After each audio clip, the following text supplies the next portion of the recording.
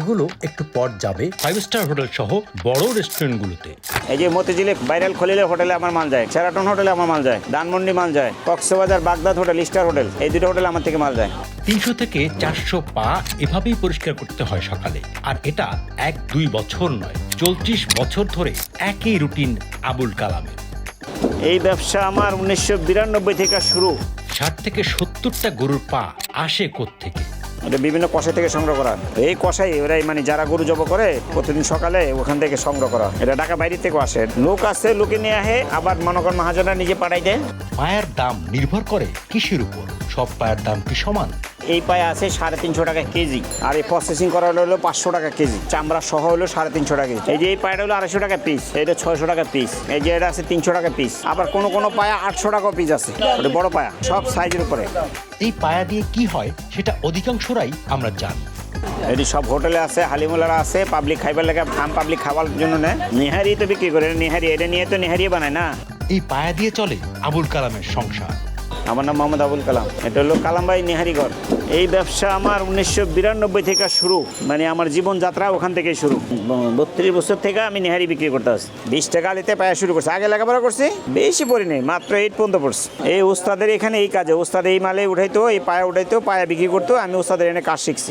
তখন কত ছিল, আর তখন 28-30 বছর ছিল আমার এখানে। এখন বর্তমানে পার ডে 70-80 100 আলিও মাল আসে, কোনোদিন আরো বেশিও আসে। 70-80টা গরুর পাও আসে প্রতিদিন, পুরোটাই প্রসেসিং হয়। মানে কখনো সেল হয়ে যায়, কখনো কিছু থাকলে ওটা ফ্রিজিং হয়। এটা বলা যাবে না, এটা কখনো বেশি হয়, কখনো কম হয়। কখনো দেখা যায় মনে করেন 50 আলি বিক্রি হয়, কখনো 40 আলি বিক্রি হয়, কখনো 30 আলিও বিক্রি হয়, আবার কোনো দিন দেখা যায় 150 টালিও বিক্রি হয়। এটা তো কাঁচা মাল, বলা যাবে না যে কতটুকু বিক্রি হয়। এটাই শিখছি, এটাই করি। মাংসের ব্যবসা শিখি নেই, এই জন্য মাংস ব্যবসা করি না।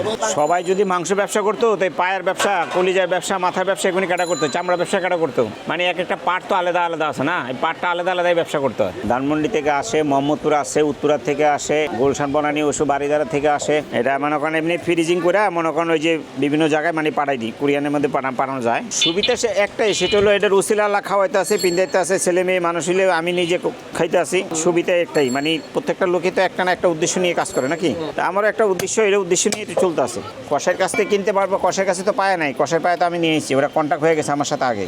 ভালো এক একজনে এক একটা পথ আছে, এক একজনে এক একটা মধ্যে গন্তব্য আছে। সে তো মনে করেন গোছ নিয়ে সবসময় ব্যস্ত থাকে, সে তো আর পায়ে নিয়ে ব্যস্ত থাকে না। আর আমি তো শুধু পাও বিক্রি করি। এইটাই হলো মনে করেন কেরিশমা, কারণ এক একজনে এক একটা পারে, সব তো আর এক কাজ সবাই পারে না।